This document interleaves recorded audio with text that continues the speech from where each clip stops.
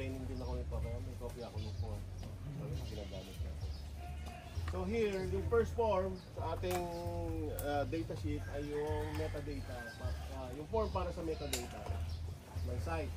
Dito, nakalagay forest type, name ng sampled area, etc. Date, crew members, recorder, etc. So dito, 6 na plots. Kasi yun yung nasa design. Pero depende sa site na. Katulad dito, baka hindi tayo maka-anim. So may coordinates na bawat plot. At may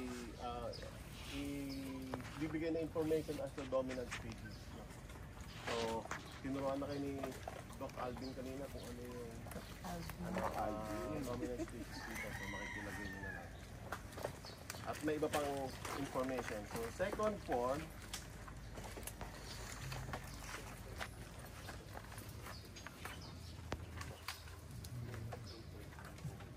is form about the mga trees, no? So ang definition ng trees ay at least 5 cm no, in diameter. So nakalagay dito trees, no? More than 5 cm. Yun yung sa main circular plot natin. Na ano nga ang radius ng ating main circular plot? 7 meters, no?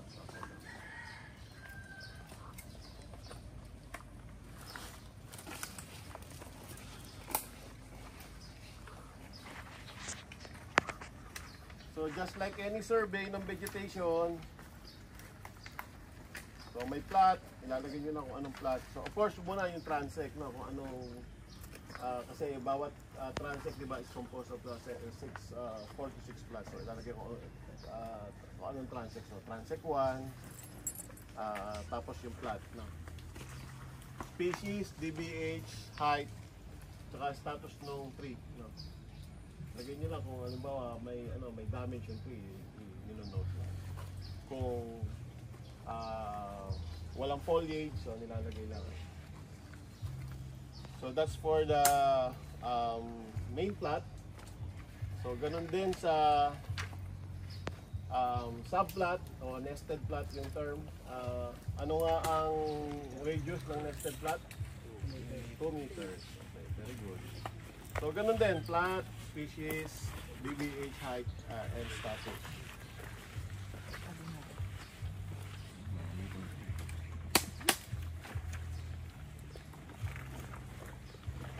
And then meron tayong woody debris.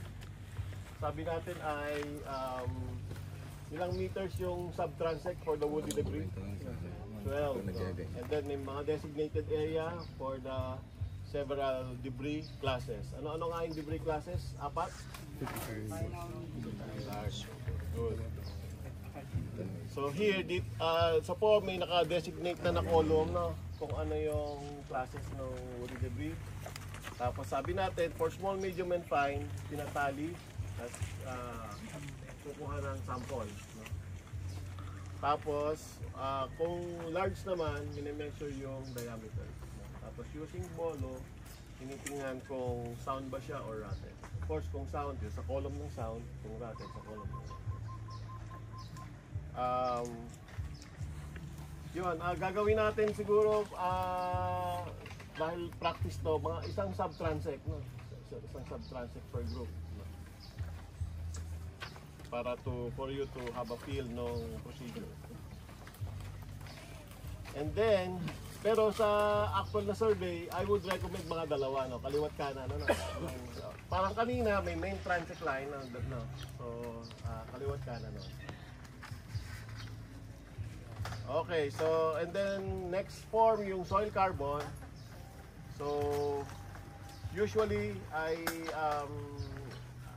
merong 4 hanggang 5 intervals or layers, so 0 to 15, 15 to 30. Pero depende sa site na kung makakakuha ng ganong number. Sabi natin ay kumukuha ng sample for percent carbon at saka for the bulk density. Yung sa percent carbon, mga 5 cm, tapos sa bulk density kahit mga 3 cm. Kinukuha siya ng spatula, nilalagay sa labeled paper cup, tapos nilalagay dun sa container natin na parehong label. Okay.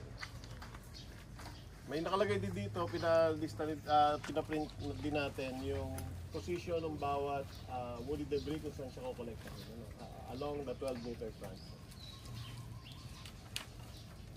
So yun, sa totoong survey, nagsisimula from the water line, papuntang land.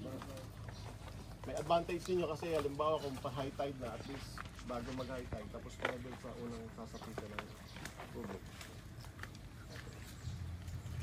At sabi natin usually ay offset ng mga ilang meters, 15 meters na para i-avoid yung edge of edge. Pero dahil to practice lang, manipis lang yung mangrove natin, baka hindi natin kailangan yung ganong kakapal. 15 meters. Pero i-practice natin for purposes nung pag-demonstrate. Kahit ilang meters. Siguro basta mag-off tayo ng several meters. 5 maybe. So yun. So nandito yung ating auger, meter stick, etc. So meron ding pangkat nung sample para kukunin natin ayun mga plastic bags. Okay. So